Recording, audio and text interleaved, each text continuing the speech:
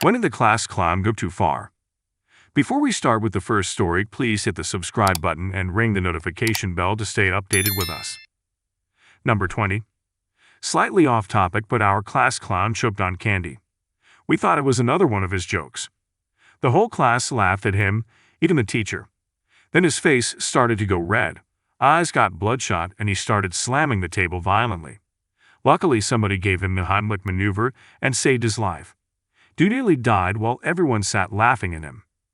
I had something similar while I was at school. Big Dude would constantly act mentally handicapped to get a laugh out of people. One day, he ended up having a seizure on the field due to an undiscovered brain tumor. Everybody thought it was a bit and just laughed at him the entire time. Wasn't until about 60 seconds and that people stopped laughing and realized he wasn't joking around. Number 19. When I was in high school, we were on our way to the zoo for an excursion, and a friend of mine, who was the epitome of a class clown, held a sign up to the glass back window of the bus that read "Bomb on Bus."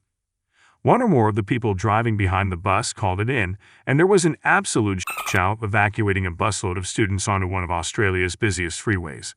I should probably mention that this occurred a few months after the September 11 attacks, when the world was still adjusting to new normal.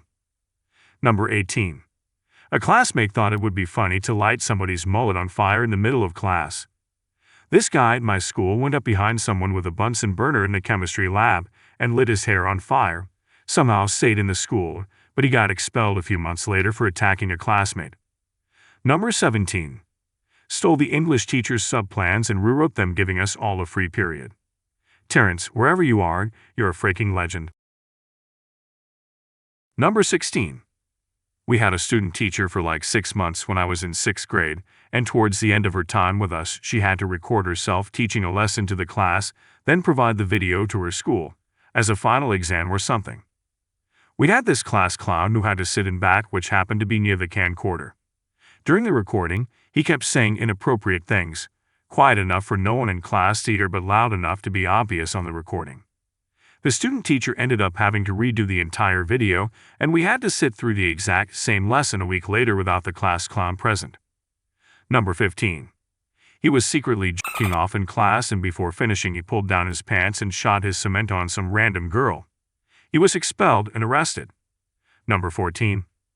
When I was in high school, we had a firefighter explorer program where we could go and do OJT/shadowing in a few of the local departments. One all-volunteer department let some of us juniors and seniors respond to specific calls to do minor light work, hold stop signs, carry the ladders, fetch tools, etc., and allowed us to have a code to their cipher lock. They gave the code to the 4 local kids so we could get there and unlock the doors and open the bays and get trucks started and ready to roll. One night the class idiot decided to go into their department and play pranks on them. Took all their hoses off the trucks, strung them around the bays, and looped them through the axles, discharged all the foam out of the main engine, and screwed with everyone's bunker gear by swapping boots and removing the liners of structural gear, among other things.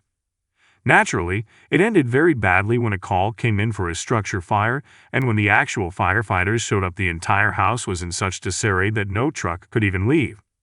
They ended up calling a town 20 minutes away to respond. 2 people passed away in the fire. Naturally, all 4 of us were the top suspects, and it didn't take the police long to figure it out, as the place was full of surveillance cameras.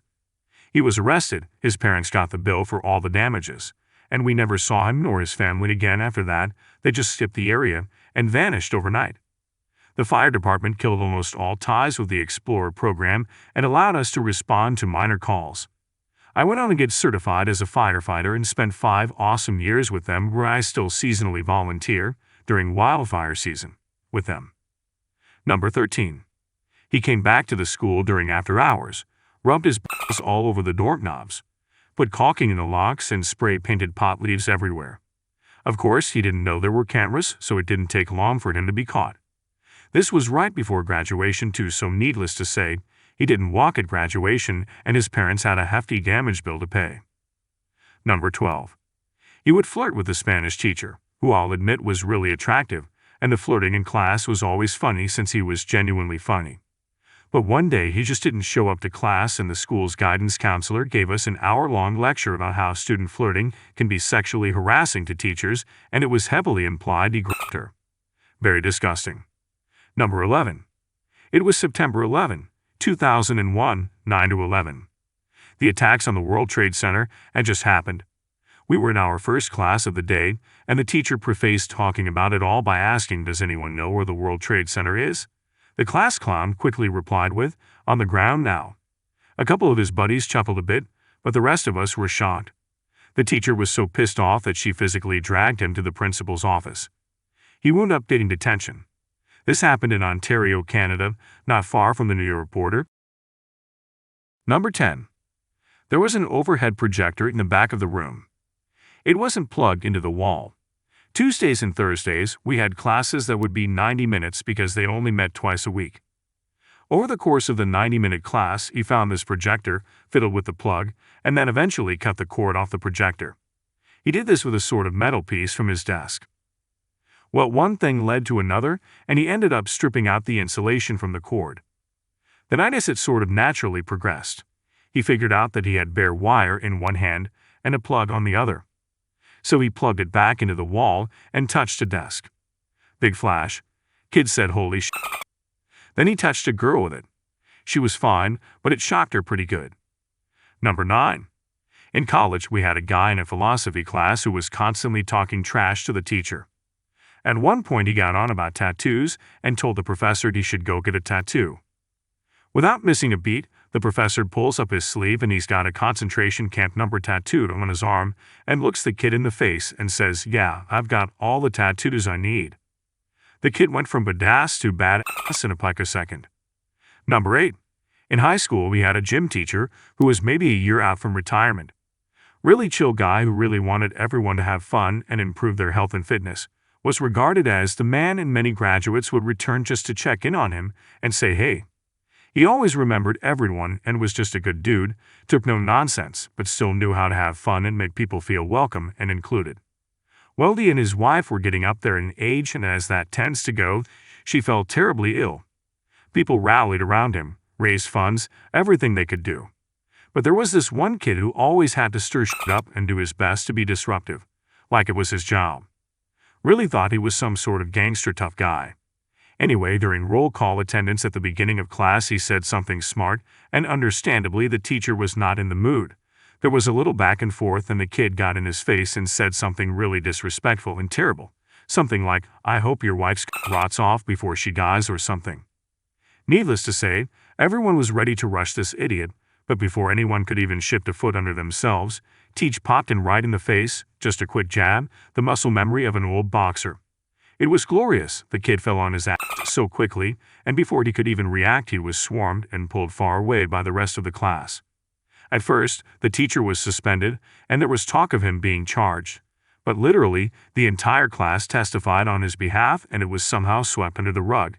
Teach was able to retire early, and the shithead was suspended. Pretty sure his parents knew how much of a pain he was and deserved the punch.